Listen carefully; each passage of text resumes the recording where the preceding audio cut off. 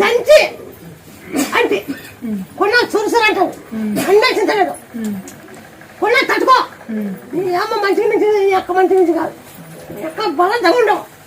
అయి అంత పీక్ వచ్చినాక ఒక గాయం అవుతుంది బాగా బాగా అంటే వెళ్ళిపోయినట్టు బాగా ఎంత గాయం వెళ్ళిపోయినైతే అదంతా వస్తుంది చీమంత వస్తుంది అట్నే కిడ్నీ ప్రాబ్లమ్స్ ఉన్నాయంటున్నారు బాగా అయిపోతుంది దండనే అంత